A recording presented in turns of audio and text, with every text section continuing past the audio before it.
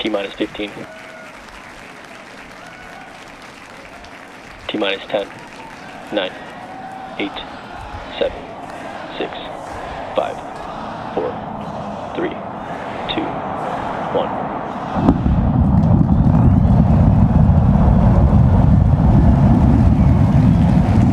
We have liftoff.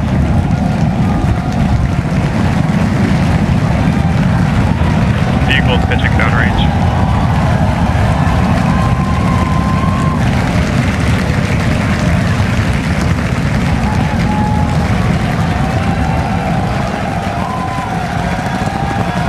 Booster chamber pressure nominal.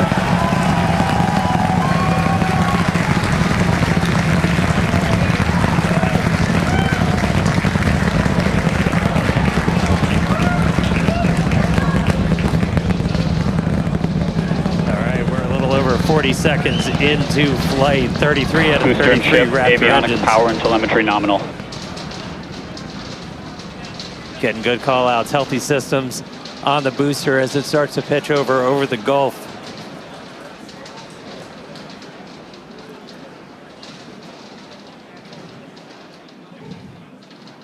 All right, we're a little over 1 minute into flight, about to pass through max Q.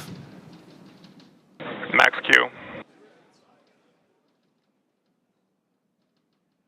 All right, so we are through the period of maximum dynamic pressure, max stress on the vehicle as it continues to fly.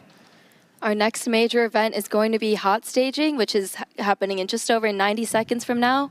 To get ready, the booster will shut down all but 3 of its Raptor engines.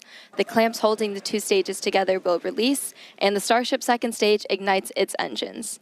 The ship then separates from the Super Heavy booster and heads to space. At the same time, the 3 engines still firing on Super Heavy will flip the booster around. 10 more engines will ignite for the boost back burn, putting the first stage on the path for splashdown in the Gulf.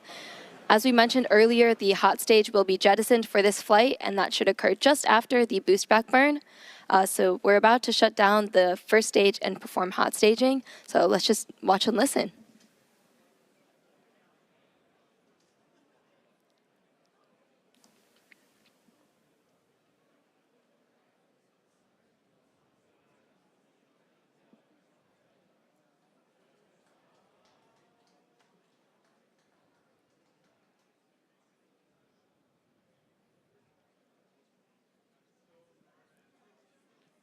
All right, seeing the engine start to throttle down.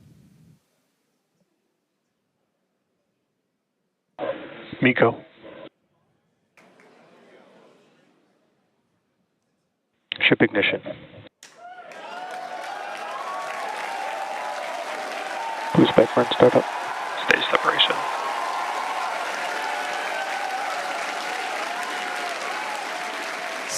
Stage separation confirmed. We've got 6 engines running on ship.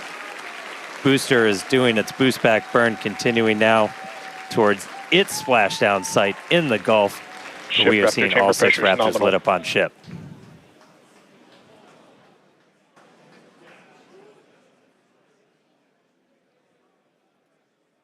You heard them report ship chamber pressures nominal, so that chamber pressure, just that expected thrust level in those Raptor engines on the ship. 3 vacuum optimized, Ship 3 sea avionics, level, power and all telemetry looking nominal. good.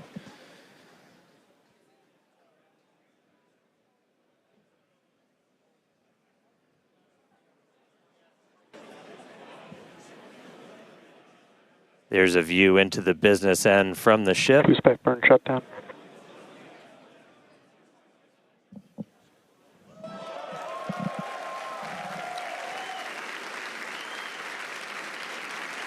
All right, so at this point, we finished our boost back burn, so that was shut down. So that's the first of the 2 burns after a launch that the booster is going to do today. So now it's headed towards the Gulf. It's not going to be quite as an aggressive of a flight down. We relaxed that angle of attack a little bit, but we are then going to be looking for it to do its engine tests for the landing burn, and those are going to be a little unique this time. Yeah, typically we start with all 13 inner engines lit for that landing burn and bring that down to just the center three. But one of our test objectives for today is to simulate what an engine out situation would look like. So we're going to be intentionally turning off one of those center three and instead lighting one of the engines from the middle 10 ring. Yeah, we did see one of those engines in the middle ring shut down during the initial ascent. Oh, looks like we have hot stage jettison. You can see it floating away there to the left of the booster. Yeah, we did see one of those middle engines shut down during the ascent. Again, we are resilient to engine out on Super Starship Heavy. flying That's why we're nominal able to get trajectory. through our ascent. Starship flying on the expected path. There's still a chance that engine could be back in the mix for the very start of the landing burn, so we'll see if we light up all 13. But we've even done a landing burn at the tower with an engine out, so very resilient. We'll see how it does on its way down to the Gulf, though.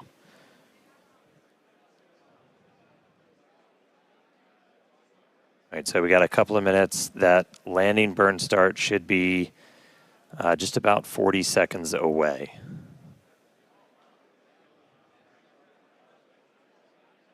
That's Booster always FTS rad. You saved.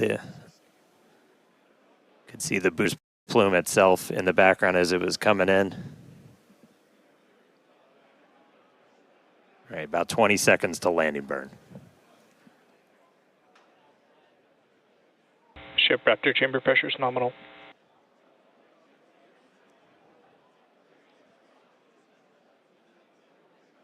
All right, here we go.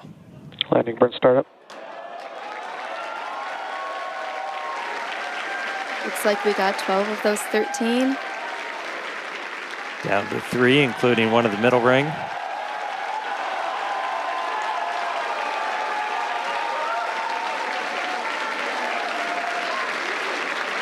Down to 2. Landing burn Nice shutdown. little hover. And landing burn shutdown. And into the Gulf, here we come. And the booster has splashed down. Incredible flight for booster today. Meanwhile, back in space, about 7 minutes into today's flight, ship continuing its ascent burn.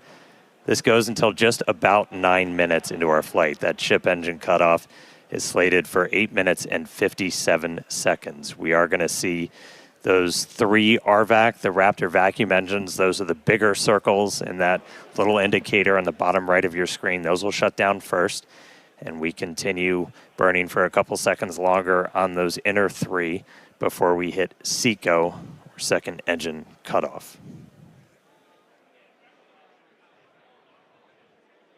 Yeah, these views are looking great. Once again, thanks to Starlink for getting us these views. It's just incredible.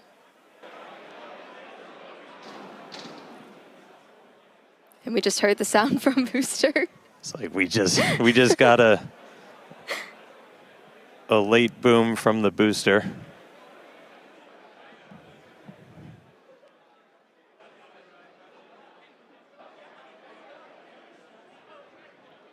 Yeah, we have ship engine cutoff coming up here just shortly. And as we mentioned, today's flight test is not an orbital flight, but rather one that demonstrates Starship's orbital capability. Starship is on terminal guidance. All right, entering the final phase of this burn. Under 30 seconds to go.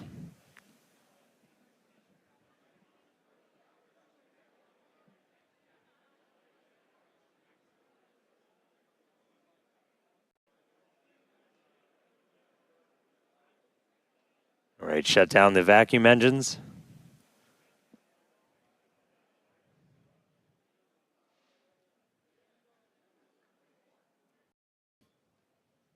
Ship engine cutoff. We shut down those center 3. Successful ship engine cutoff.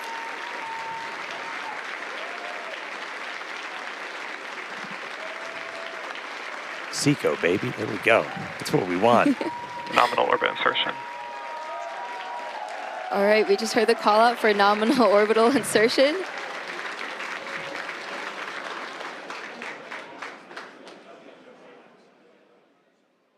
right, so ship is in space.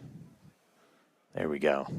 We're seeing the flaps starting to move into a stowed position. That's why it looks like your camera's moving. Yeah, exciting to see Starship safely in space and super pumped to see all the team's hard work in action here today. And of course, as guaranteed, it's been an exciting day so far. We successfully lifted off right on time at 6:30 p.m. Central Time. Thankfully, our weather was looking good today.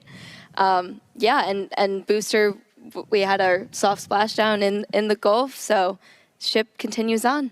Yeah, ship able to complete its ascent burn all the way in. You can see some of the shadows start to creep as it's going to be eventually flying into an orbital nighttime, so we'll see some daylight start to go away. But ship is in orbit, completed its burn, and I mean, that's just the beginning. Now we've got a whole bunch more to go. So we've got some exciting demonstrations Ship planned FTS is while safe. we're on orbit. So that right there, we just saved the FTS, the flight termination system. That's that automatic flight safety system we have on the vehicle. So that is now turned off while ship starts its coast period. We are coming up. Our next milestone is going to be the deployment of those Starlink simulators. We've got some payload inside of Starship that we're hoping to deploy into space for the very first time. That deploy is supposed to start at about 18 minutes and 27 seconds into the flight, so just about 7 minutes from now. That deploy will take place over a couple of minutes. It'll go about one satellite a minute, so we'll be spread out over that. It might get a little dark, but we've got a couple of views that we can show you to see that deploy in action. After that, we're also looking to do a relight of a single Raptor engine while we are in space. We've done this once before. This is not necessary to deorbit, as we are in a suborbital trajectory, but this is essentially a chance to test out what we need to be able to do a deorbit burn. So we'll be doing that a little bit later in the flight, about 37 minutes or so into the flight. And then we get into reentry. We're looking to get that light show and, more importantly, get that really critical data about the ship's heat shield. Yeah, exactly. At about T plus 45 minutes, we'll be heading for reentry. Again, running those experiments with the tiles. We're going to be doing missing tiles, metallic tiles, and also intentionally loading those vehicles' flaps. Hopefully, we'll also see a splashdown in the Indian Ocean today. Yeah, we were able to get to a reentry last time, but we didn't have full attitude control, so we weren't able to go in, heat shield first the way we're designed to. So we ended up losing contact with the ship before we could make it all the way through. So you still get data, but you're not really getting the data that we want to make sure we're kind of stress testing the vehicle. As Amanda just said, we removed a bunch of tiles, and we do this in some intentionally scary places on the vehicle because we're really looking, are there spots that were vulnerable to this? Before we ever start moving towards, putting ship into a full orbital mission to then do reentries a little bit later on. So really, really critical to get that data, really looking forward to a controlled reentry. Yeah, for sure. As we always say, our main payload is data, and those simulators that Starship will be deploying, we'll see coming up here in just a few minutes. These are dummy satellites that are about the same size as our V3 Starlinks. We have 8 in the Starship PEZ dispenser and expect to deploy at a rate of about 1 per minute, as Dan mentioned earlier. Starlink is critical in all of our flights on Starship to get our main payload data, as we always say. And in fact, it's Starlink that's currently providing these views you see as Starship cruises a couple hundred kilometers above our home planet and provides real-time telemetry through every phase of flight. Yeah, we took a peek inside of the Starship payload bay there for a second. So there's 8 of them there. They kind of look just big steel plates, essentially. They're roughly the same size as those V3 satellites. When we do get that view inside of the payload bay, the payload door will kind of be on your right, and we'll start to see them go out like a PEZ dispenser. Yeah, here's a look inside. So those right down there in the center, they're kind of 2 stacks of 4 on either side. And then the payload door is just to their right. And so we'll look to see that open, and then those satellites start to go. We vent the nose cone, so we essentially bring it down to vacuum before we open the door. That was one of the things we ran into on the last flight, as when we had that fuel diffuser fail, the pressure in the nose cone became basically too high for the actuator of the door to open. So that's why we weren't able to get the door open that time. We have not seen anything like that on this flight. Everything's looking good with our fuel tank and our fuel press system. So we are hopefully just a couple of minutes away from seeing that payload door open and getting to our first ever payload. It's not the first payload we've ever carried, but it's the first one we're going to try and shoot off into space.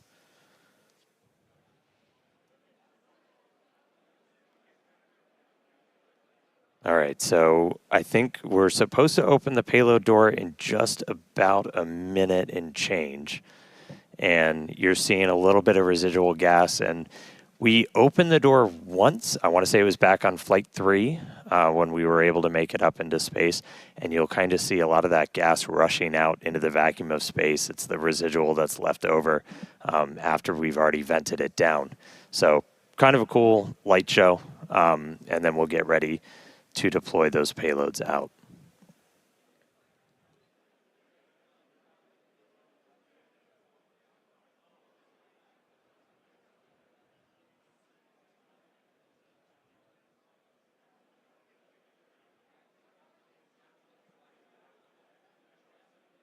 And as we mentioned, so we have crossed over now at this point into an orbital nighttime. So views from the outside will get pretty dark, but we'll see what we can see. We do this by design. We've been launching these later in the day here in Texas to try and get daytime views when we splash down. So it's daytime over in the Indian Ocean, where we are currently headed.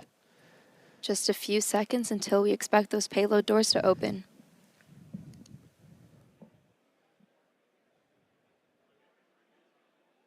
All right, one more time. Open the pod bay doors, Hal.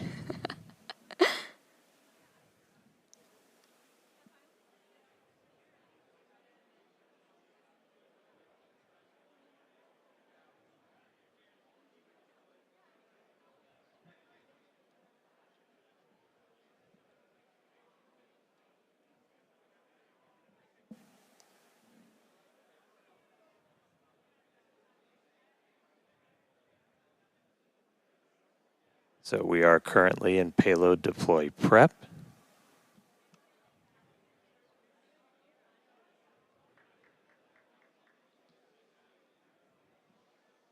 And the door is open.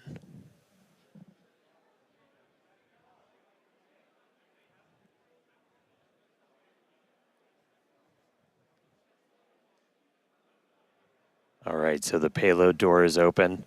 We should see the first satellite start to deploy at about T plus 18 minutes and 27 seconds. So should be only about 30 seconds. So one step closer. Hal listened this time. He cooperated. He opened the payload door for us. There's a view kind of behind the Pez here looking out into the vacuum of space. About 15 seconds until payload deploy.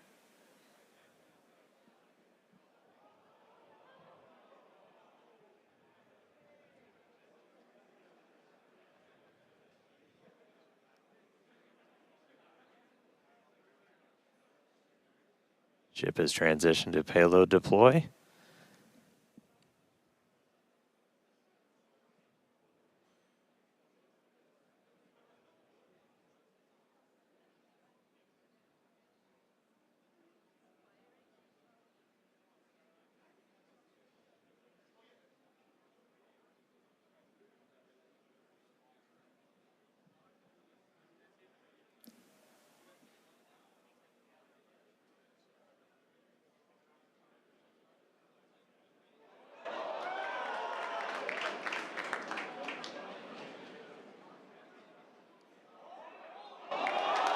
There we go.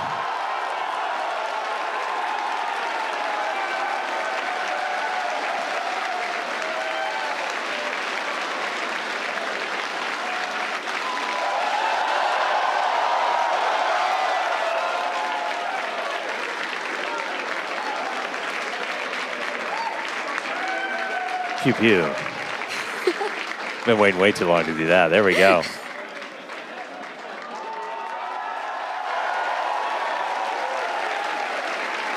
There goes another one.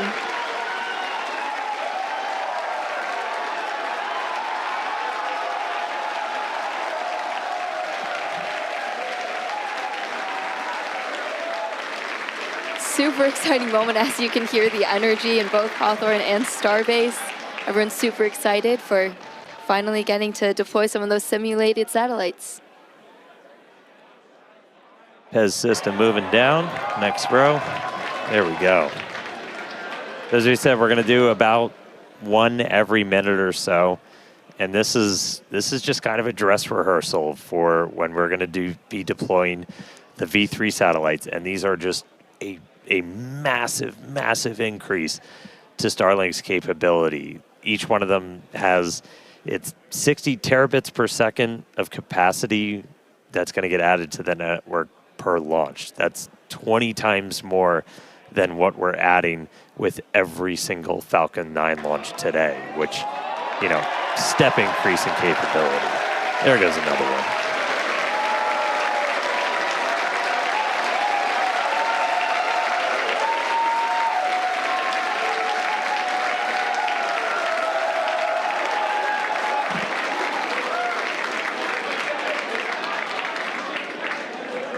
All right, so as we said, we've got 8 total that we're going to go through today. It's about a minute for each one, but looking good on payload deploy.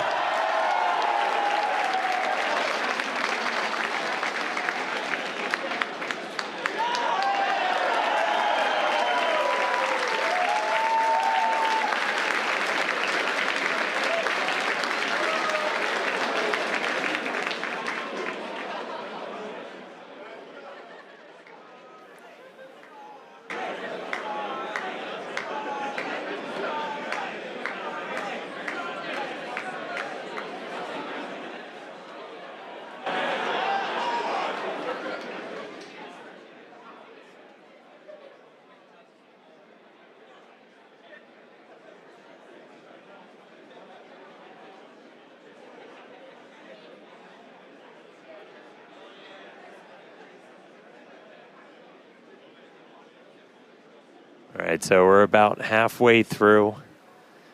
When we actually start launching the V3 Starlinks on Starship, we're going to be flying about 60 each time. So it'll be about an hour to get through a full stack. But again, it's just going to be a massive increase in the amount of bandwidth. It's going to enable, you know, gigabit upload download for people with Starlink, you know, anywhere on the planet. And for us, Starlink is just a tremendous part of just the Starship flight test program.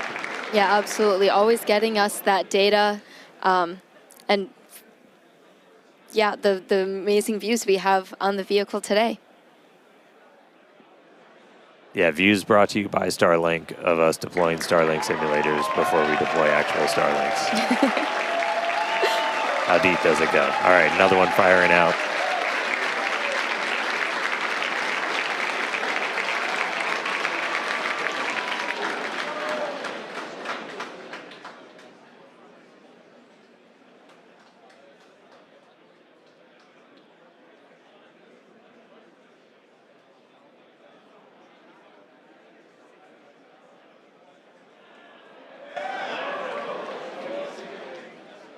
Pez looking smooth today.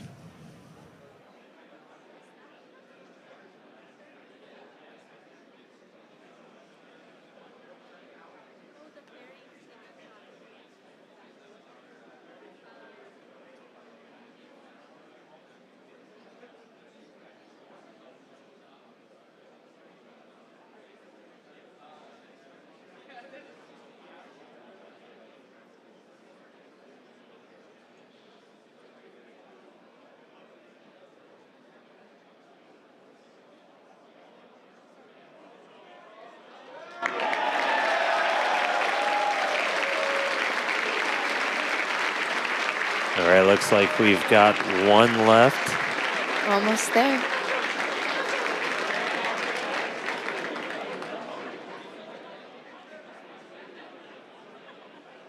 Yeah, there you go. 1 remaining, so 7 of the 8 have been deployed. 1 more to go. And then we will have completed our first ever payload deploy operation. Just a reminder, we're on a suborbital trajectory. These satellites on that exact same suborbital trajectory, they're going to burn up entirely and are on that same trajectory towards the Indian Ocean. So the last one has been deployed. Starlink simulator payload complete. Heck yeah, everybody. Loving the energy from Starbase and Hawthorne. There, yeah, now it's empty. Looking a little lonely, but Successfully deployed all the simulator satellites. really, really cool to see them all out there. Again, people that have followed know Starlink's really critical for the Starship program, in addition to, getting all those views back from the cameras on Starship, which this is an external view. As I said, it's dark outside right now. The lights are off. So it's going to be hard to make stuff out. But in a little while, the sun's going to start coming up as we get to re-entry, which is going to be really critical. We use Starlink for Starship data. Cameras also use it on the cameras that we use to bring you views of these launches and also, hopefully, of the re-entry and splashdown. We'll see what we get from the Indian Ocean today. And that's just kind of how it all comes together. Like, we're using Starlink on the planet, off the planet. With Starship, we actually get a pretty insane, if you're in the space industry, bandwidth to space is usually pretty minimal.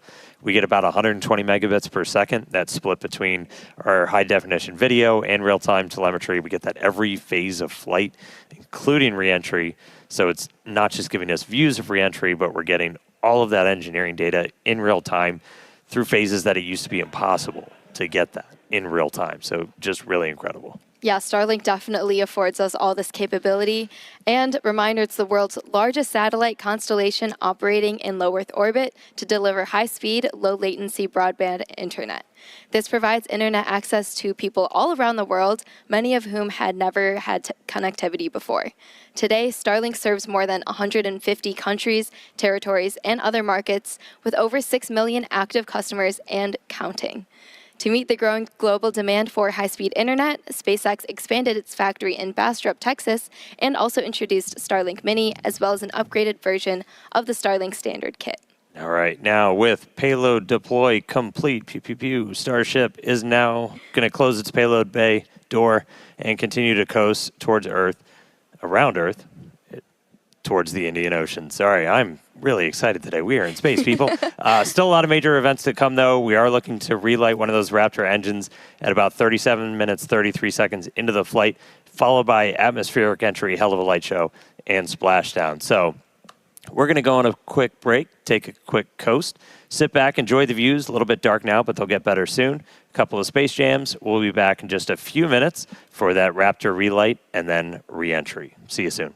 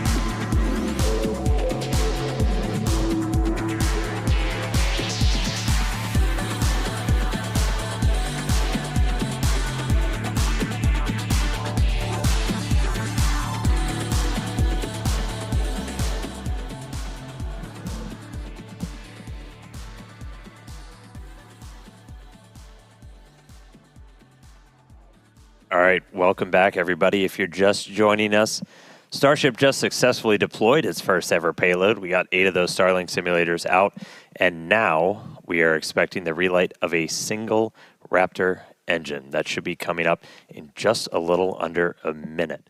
We're going to be lighting just one of those Raptor sea levels in the middle there. This is not a deorbit burn. It's a demonstration of what we'll have to do for deorbit burns, but we've done this once before. This is something we're really going to have to do when we're doing orbital missions, so it's a pretty critical test. We are just a couple seconds away.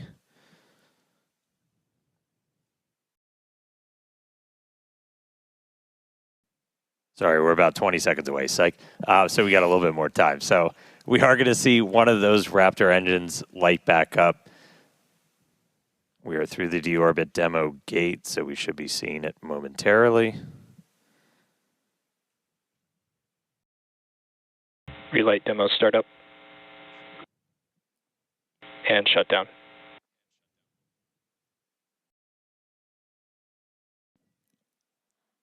All right, looks like we confirmed the relight of one of those center Raptor engines. Second time we've done that. Super exciting. Nominal Huge orbit congrats insertion. to the team on this milestone.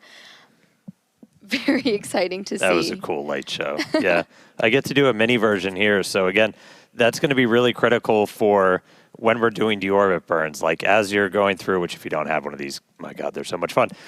But like you're able to actually like light. Oh, Dan, turn it on. Light that engine. Not set my co-host on fire. And that's what we'll eventually do to, break out of orbit, come back down to Earth. So really cool to see one of those engines light back up again in space. That was our last in-space thing. Very exciting. We're going to be heading back for re-entry at about T plus 45 minutes. So we're going to take another quick break, and we will see you soon.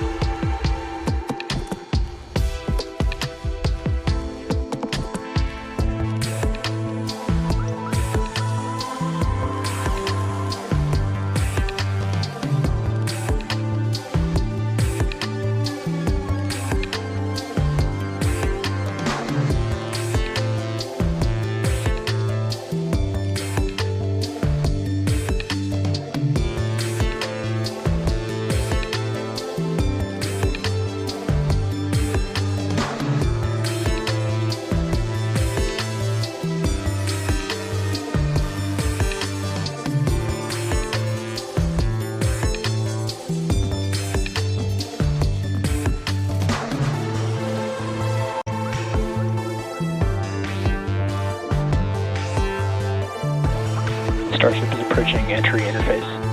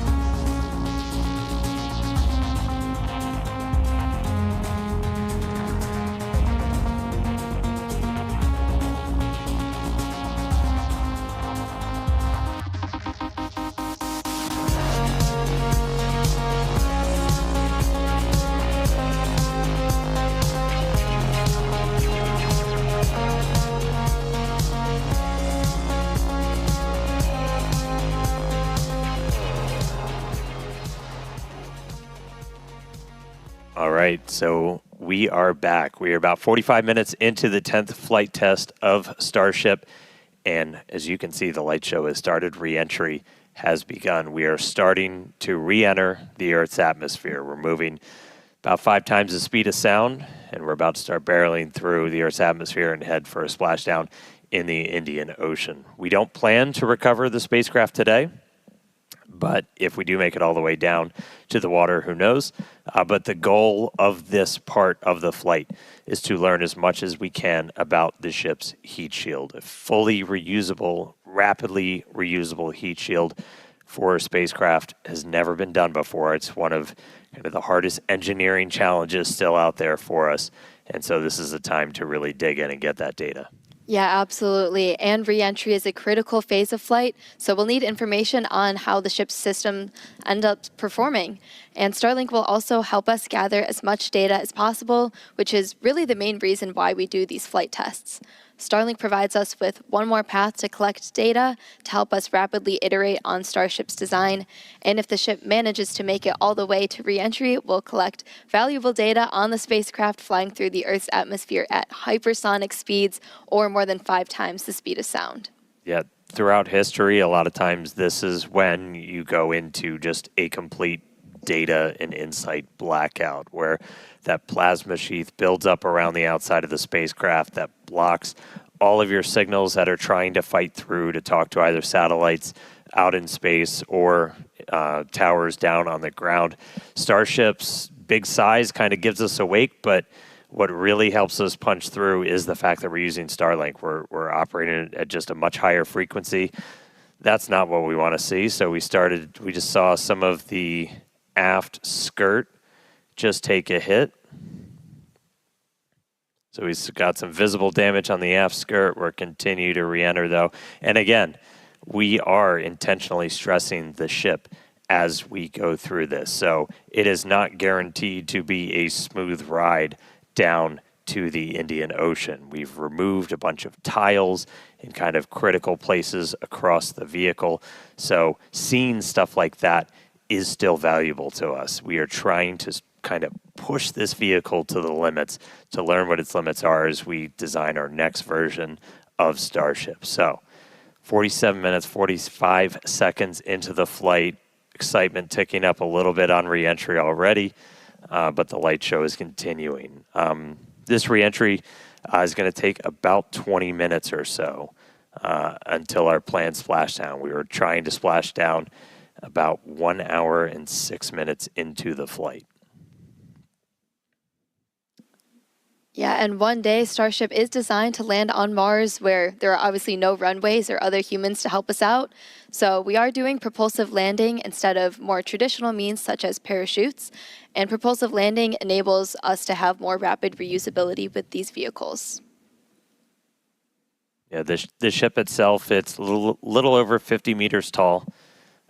We've got those 6 engines on board, the 3 vacuum, the 3 sea level, and they're down in that aft skirt region, which flaps have control.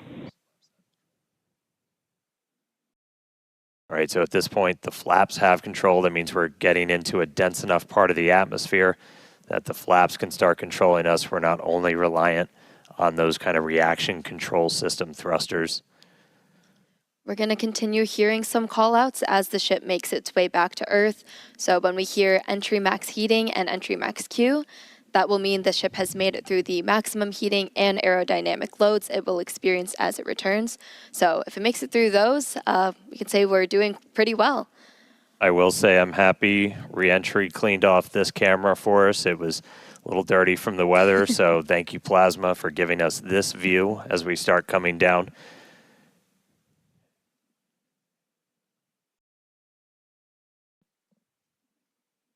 The hit we saw to the skirt, definitely interesting. I will note, when we started doing these missing tile tests, we were intentionally removing them only in the skirt, as that's, you know, that's not over your fuel tanks or anything else that's kind of structurally critical for keeping the entire vehicle together. That obviously exposes your engines, so that could do some things for our landing burn, but for now, we are obviously continuing with this reentry. We are committed. Indian Ocean, here we come. 50 minutes since launch. We're going to see those colors start to build up a little bit. We are at the point where we're in dense enough atmosphere that the flaps have control. So about 74 kilometers in altitude. And you were starting to see some sunlight, so we intentionally time these launches right now so we have daylight. The sun should actually come up over the horizon on Starship in about 3 minutes. So as we get a little bit further into this reentry, that inky black below you is going to start to look like clouds and hopefully a bright blue ocean as we make our way down onto the other side of the planet.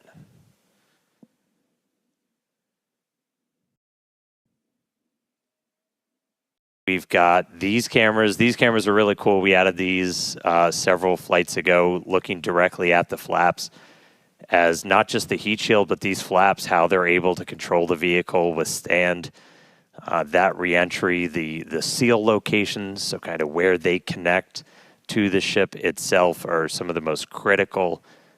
We will do missing tiles on those where, again, we're trying to... We're kind of being mean to this Starship a little bit. We're really trying to put it through the paces and kind of poke on what some of its weak points are. I mean, we even have missing tiles over some of those fuel tank sections of the ship itself. And so we're really trying to see what are our limits. We're doing this over a completely empty area over the Earth.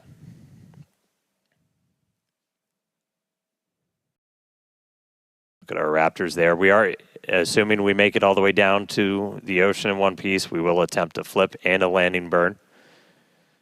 We do have at least one buoy, everybody's favorite camera person, out in the Indian Ocean right now, being powered by Starlink.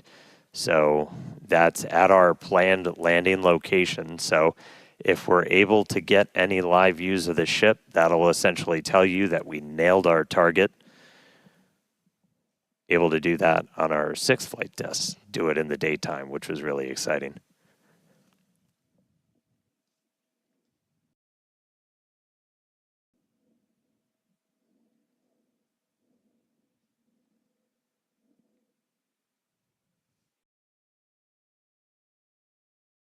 All right, so we're about 10 minutes until we're probably going to start hearing some of the other big milestones coming up. Yep, in about 10 minutes, like Dan said, Starship will be transonic. This is going to be the period of flight where the velocities of airflow surrounding and flowing past the vehicle are concurrently below, at, and above the speed of sound, so somewhere in the range of Mach 0.8 to 1.2. For reference, commercial jets have a range of cruising speeds, but most of them fly at speeds between Mach 0.74 and Mach 0.85, so that's 480 to 575 miles per hour or 770 to 930 kilometers per hour. Yeah, and after transonic comes subsonic. That just means you're slower than the speed of sound. We're still well in excess of that right now. But by the time we hit subsonic, we're essentially belly flopping down. There we go. There's that sunlight. So we're seeing the Earth now come back into view. One of the other things we're doing during this, and you're going to see Starship kind of pitch in some pretty, not extreme ways, but a little extreme, as we're trying to really stress the structure of the ship itself, specifically those aft flaps, so the ones in the very bottom of the vehicle. We're pushing not just how well does the heat shield hold up, but how well does the ship structure hold up. We are pushing it beyond essentially what we think we'll have to fly at to do something like a return to launch site. So again, may not be a very smooth ride downhill, but we're doing that by design. We're really trying to find what are the edges that we can operate at, build up a good data set. But sun is up, clouds and water down below us. We are just about 10 minutes away, a little less than 10 minutes now, until we start hitting transonic and then subsonic. Once we hit subsonic, we're basically just belly flopping.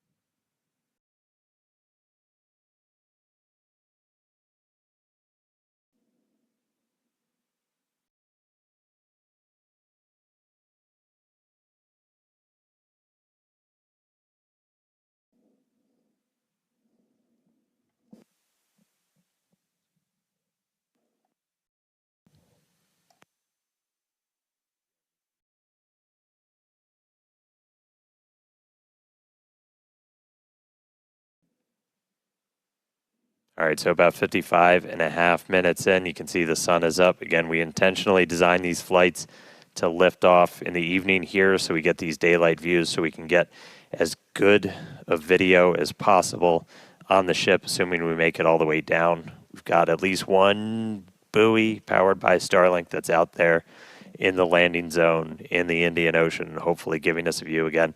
If you see any live views, not from the ship itself, that means we nailed our landing target. Starship is past peak heating. All right, we just heard the call out that we're past peak heating, so things are looking good so far. Yeah, looking good.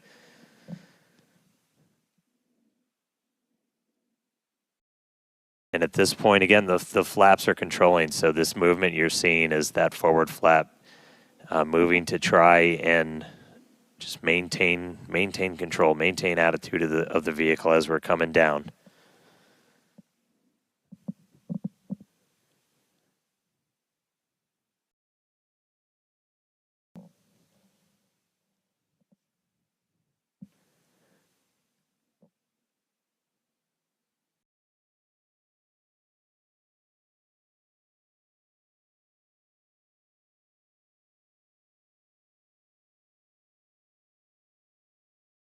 Checking in on one of our flaps. We got one of these cameras on all 4 of the flaps, 2 in the front, 2 in the back, giving us really good close-up views. As we obviously don't have a camera that can see the entire heat shield. These give us kind of the best that we can do. But looking at those flaps is really, those are just, super critical for controlling the ship. You have some ability to maneuver kind of cross range. So as you're coming in, you can see in that indicator at the very bottom right that we've pitched up quite a bit. So again, we are maximally stressing those aft flaps right now. Looks like we got a little bit of burn through the very bottom part of it. Everything's still looking good. Ship maintaining control.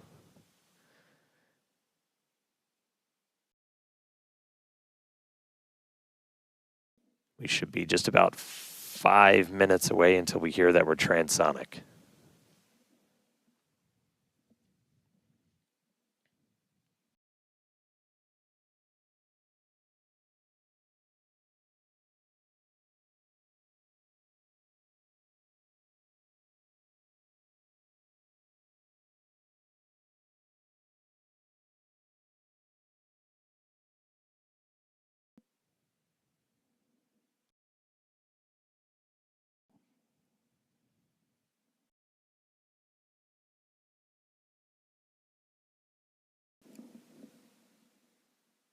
Still a little bit toasty on the aft skirt of the vehicle as we continue coming in. Again, we are intentionally stressing the flaps so we can learn all we can.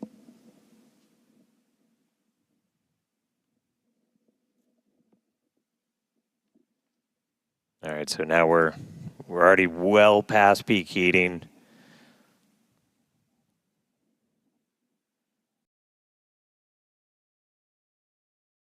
Just about 48, 49, counting down to 48 kilometers in altitude. Expecting that transonic to come, so transitioning between the speed of sound and subsonic slower than the speed of sound in just a little under 4 minutes from now. And right now we've got kind of a lot of forward momentum, a lot of forward velocity, and then eventually by the time we hit subsonic. All right, here we go. So this is what we've been talking about, where we are going to essentially try to fully deploy those aft flaps and really stress them out. So again, this is meant to test the extremes for the vehicle.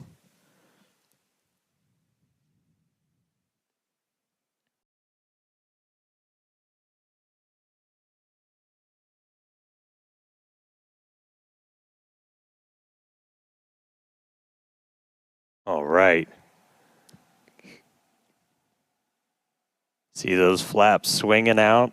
Again, we're putting ship through the ringer on this flight in.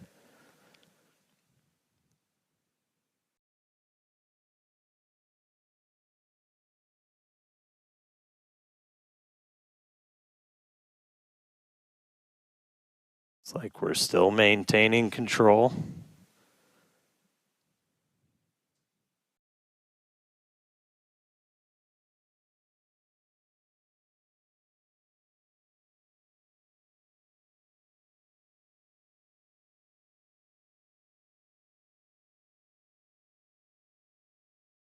All right, flaps earning their paycheck today, getting through kind of that max stressing.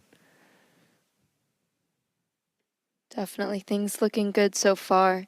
We're about 2 minutes out now from Starship becoming transonic. One cool thing to note as we get some of those views showing kind of the whole length of the ship, one of the changes we made after Flight 6 was to change the tile line a little bit. So we had kind of scaled back the number of tiles significantly, as when we go to catch these ships, you don't want to, I think as Elon said, you don't want to shuck the ship as you catch it and knock all those tiles off. So we knew we were going to have to kind of peel back that layer a little bit. And the first time we did it was on Flight 6, and we saw kind of wrinkling and dimples almost in the ship as we were creating these hot spots in the uneven parts of the heat shield.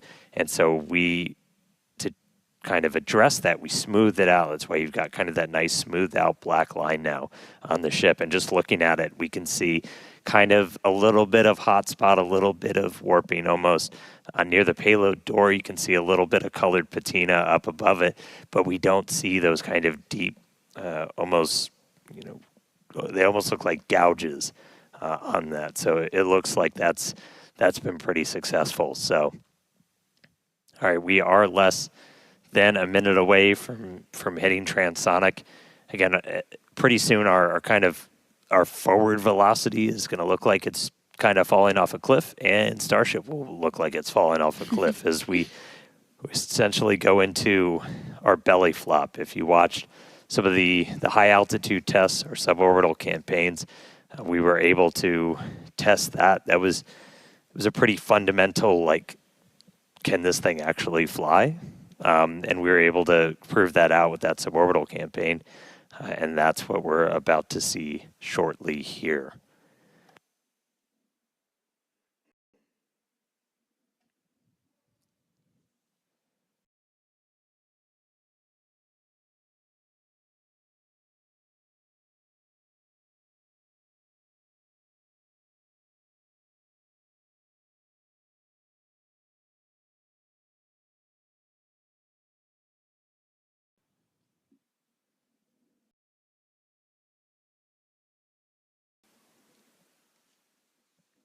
All right, so at this point, we've dropped below the speed of sound, so Starship itself is subsonic. We are starting to chill the engines for a landing burn attempt. Landing flip supposed to start in a little over 2 minutes. Subsonic Indian Ocean, we're on our way. Starship is subsonic. There we go.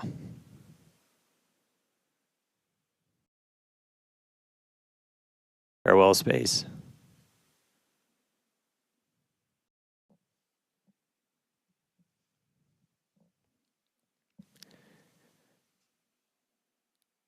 Right, so coming up in just a little under 2 minutes, so we're going to do the flip and the burn. So we're only using those 3 center Raptor engines, the sea levels, the ones that can kind of gimbal, that can move around and steer. Dipping the nose down a little bit.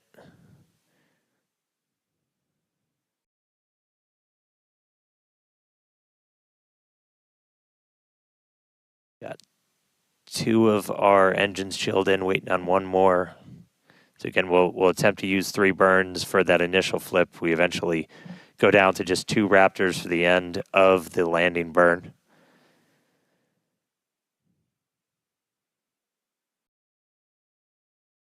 Just about 1 minute now from that landing flip and landing burn start.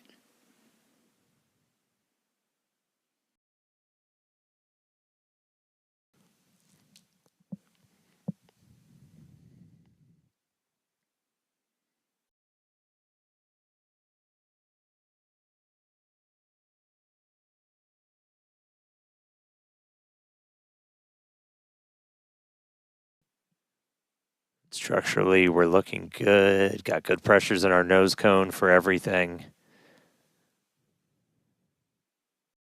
It's about 30 seconds. So again, we're going to look for the flip. So Starship's doing its belly flop right now. We're going to do the flip. Swing out. Let's punch through some clouds first.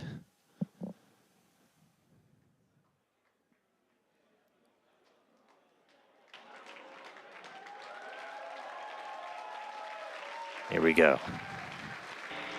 Starship, landing burn, start up.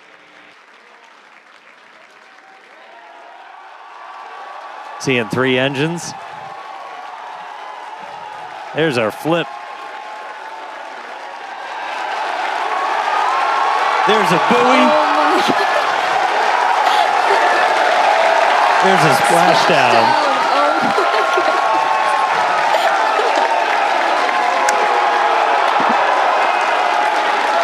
Hey.